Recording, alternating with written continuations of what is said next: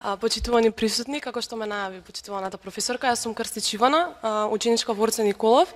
и 4-годишната инволвираност во неформалното образование всушност ми даде многу поголема можност да направам една убава паралела за тоа како функционира медиумската писменост и колку таа вистински е вклучена во образованието денес. Така полесно би ми било да ја направам таа паралела во однос на разликите во формалното и во неформалното образование.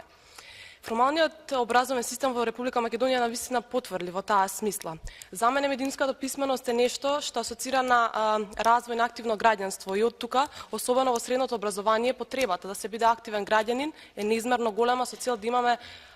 вистински млади луѓе кои понатаму во иднина ќе можат да функционираат. Тоа што моментално се случува е неколку обиди за интегрирање на информатичко општество во нашето средно образование, кои функционираат за жал малку хаотично од аспект на еден средношколец кој навистина сака да види како тоа успешно би се интегрирало овде. Неколку сфери се би ги опфатила во овој мој говор, па би почнала најпрво со перцепцијата на ставови и како ги примаме медиумските всушност информации овде. За жал формалното образование не е тоа која нуди она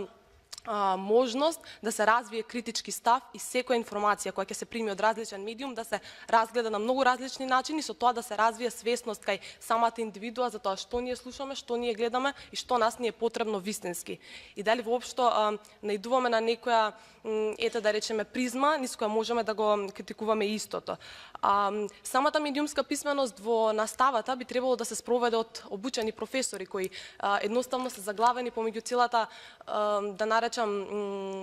технологија, бирократија и се што треба да го направат за еден час да може да се одвива по тие законски нови процедури кои се донесоа во однос на примена на ИКТ, потоа компјутер за секое дете и слично. Меѓутоа, се што можеме да забележиме во моментов е еден хаос за жал. А тој хаос мора едноставно да се среди на некој начин и тоа може да произлезе само од вистинска реформа на цел образовен систем. Тие реформи подоцна ќе можат убаво да се надокнадат и на сите активности што се превземаат во неформалното образование, кои еве јас самата имав можност да ги искусам како 4-годишен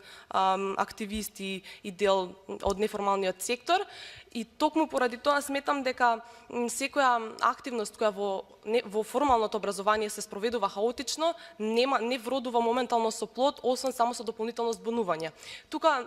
апсолутно ги вклучувам сите активности поврзани со медиумска писменост и медиумска култура, кои се дел од повеќе предмети во образованието, а се обработуваат многу несериозно, многу не се сватени доволно професионално и едноставно тие остануваат како теми кои учениците сами ќе ги работат и не се нешто на кое што се обрнува доволно внимание. А кога генерално и самите ученици ќе разберат потребата од тоа да имаат медиумска писменост и според оваа општа дефиниција колку таа им е важна за понатаму да функционираат и како индивидуи и во однос на тоа да имаме ние едно здраво и функционално општество, тогаш навистина би се направила една многу поубава слика за тоа. Информатичкото општество кое нели се наметнува со развојот на технологијата и слично, доведе до некои промени кои требаше да стигнат и кај нас, меѓутоа тие доаѓаат на многу поразличен начин, односно ние се соочуваме со голем број на технички проблеми поради кои не можеме да бидеме дел од истото. Иницијатива има за спроведување на самото, меѓутоа од аспект на технички проблеми и обученост на самиот професионален кадар во училиштата, сметам дека и самите ученици генерално го чувствуваат тој недостаток.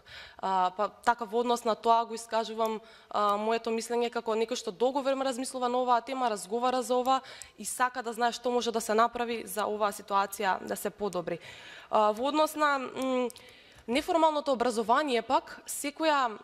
јасно ми е како што претходно напоменавме дека всушност невладините организации немаме конкретно една невладина организација која ќе промовира медиумската писменост, меѓутоа јас лично бев дел од голем број на проекти од неколку невладини организации што работат на неа, можеби краткорочно, некои со подолг рок, меѓутоа вродиле со некаков плод. Да не беше тоа така, немаше да бидам јас самата тука и да зборуваме за потребата од медиумска писменост и во формалното образование. Така што во однос на се што е потребно да се спроведе за да почне процесот на медиумска писменост вистински да се спроведува во еден образовен систем, нас ни е потребна реформа, а таа ќе почне со ресетирање и запрашување кои се вистинските вредности што еден образовен систем треба да ги има. Дали нас ни се потребни дали нас не е потребно всушност да учиме некоја програма за што не знаеме колку ќе ни користи, или едноставно треба да се направи некој концепт на вредности и на потребни информации што реално ќе ги искористиме во животот, а медиумската писменост е клучен фактор за тоа. Мислам, имав среќа да го спознавам тоа уште од млади години, така што верувам дека и понатаму нема да имам некаков проблем со тоа. Колку порано младиот човек се запознае со важноста на медиумската писменост, особено со критичкиот став, внимателноста со која ги прима информациите, исто така внимателноста со која едноставно постои пред технологијата, функционира, работи на интернет, потоа го користи медиумот како алатка за пренос на информации, толку подобро би функционирало и генерално нашето општество денес. Сека многу индивидуално е тоа колку ја чувствуваме потребата за медиумска писменост и мене ми е мило што оваа конференција навистина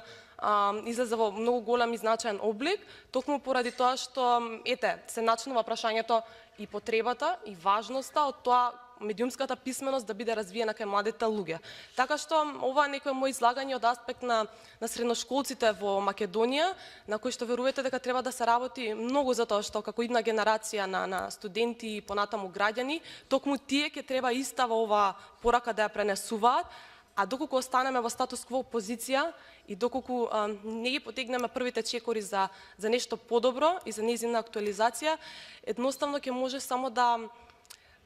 речеме дека сме биле тие кои начнале нешто, меѓутоа не направиле акција. Така што ви благодарам и се надевам дека нема да остане само на нашите зборови, туку заедно ќе се потрудиме да правиме повеќе акции кои формалниот образовен систем ќе го издигнат на повисоко ниво и ќе овозможи секое дете да се чувствува, односно да се чувствува задоволно и своите потреби во однос на голем број на сегменти, особено и како медиумската писменост, ќе бидат задоволени таму. Ви благодарам.